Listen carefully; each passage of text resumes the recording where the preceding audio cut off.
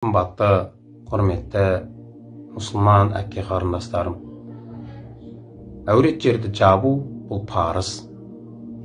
Бұл сүннет емес. Бұл жай пайғамбар саллаллаху алейхи вассаламның мына нәрсені істесеңдер жақсы болады деп айтып кеткен сөздерінен ғана емес. Не болмаса, пайғамбар саллаллаху алейхи вассаламның әйелдерінің бірі осы амалды орындағандықтан бір жақсы амал деп орындайтын нәрсе емес. Бұл сізді жоқтан бар еткен, сізді ардақты адам қылып жаратқан, сіздің жаратушыңыз Алла тағаланың сізге ұятты жеріңді жап деп бұйырған тікелей парызы. Бұны ешкім сізге жеңілдетіп бере алмайды. Тура сол сияқты қазір өзіміздің арамызда кейбір қауымдар бар, осы тірлікпен айналысып жүрген. Қараңызшы, адамдарды атымен бірін-бірімен ұрыстырып, әлек қылып алдап жүр, аттарымен, бірақ негізгі мақсатын айта алмай жатыр. Не дейді? Хиджаб бұл қазақтардың емес, бұл арабтардың деп айқайлап жүргендер бар ғой. Дұрыс, жарайды. Аты ғой бұл. Бұл матаның аты ғой ол хиджаб деген. Хиджаб кимей ақ қойыңыз. Негізі хиджаб деген ол қазақша кимешекті де орысша платок, арабша хиджаб болады ғой енді. Аты ғана бұл негізі. Бірақ бәрі сол бір мата еді ғой. Әлбетте ана қап-қара тұмшалануды айтып жатқан жоқ, енді ол басқа, оның жөні басқа. Қызыл, жасыл, көк маталар бар ғой, солар жайлы айтып жатырмын.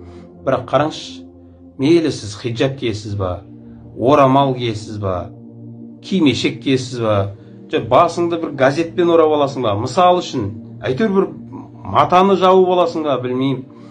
Маңыздысы ол не, ол басында жабылып тұрған материалдың аты маңызды емес. Маңыздысы Алланың бұйрығы ұятты жеріңнің жабық болуы. Өзге еркек адамдар сіздің әуретіңізді көрмеуі бастысы. Оны немен жабас, ол сіздің шаруаңыз. Бұны енді бірақ әрбір әйелдің ар ұяты, санасы, иманы шешеді. Сол үшін ағайындар, бұның жабындының, матаның көп атына мән бермей ақ қойыңыз. Бастысы, немен жапсаңыз, омен жапсаңыз, жабыңыз, әуретіңіз жабық болсын. Жақында бір кісі айтып жатыр, енді намаз оқыған кезде әйел адам орамал киеді ғой.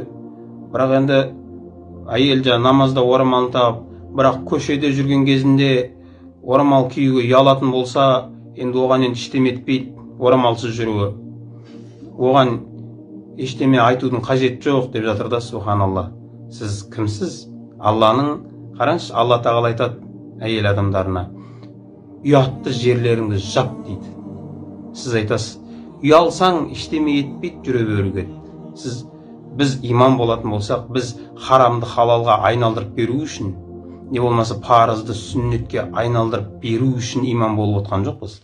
Біз шариғатта не бар, қалай бар, солай айтуға бұйырылғанбыз біз. Парызды парыз деп, харамды харам деп. Қалай бар, солай айтуымыз керек. Ертең Алланың алдына барған кезде әрбір сөзіміз үшін жауап беретін күн туады.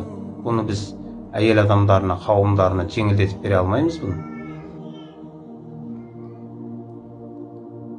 Қарасаңшы, біздерде екі жол бар. Үшіншісі жоқ. Біріншісі айтсақ шындықты айту. Екіншісі үндемеу. Шындықты айта алмайсың ба? Екінші жол онда үндемеу. Үшінші жол жоқ. Адамдардың көңіліне қарап, парызды жеңілдетіп, ол жаңа әуреттерің жаппай көшеде жүре берсең болады, ұялсаң егер деген сөз. Құдалыққа барған кезіңде жаңа 100 грамм тарт десе, ұялсаң тартып жібере сал деген сөз ғой. Бұл екеуінің не айырмашылығы бар? Сол үшін ағайындар, әйел адамдарын айтар едік, әуретті жабу бұл парыз. Бұған талқылау жүрмейді. Қалай жабас, ол сіздің шаруаңыз. Ертең Алланың алдына барған кезде, қазір қалай ақталсаңыз, олай ақтала беріңіз адамдарға. Ойбай, мен көп қой енді ақталар, менің жүрегім таза деген сияқты.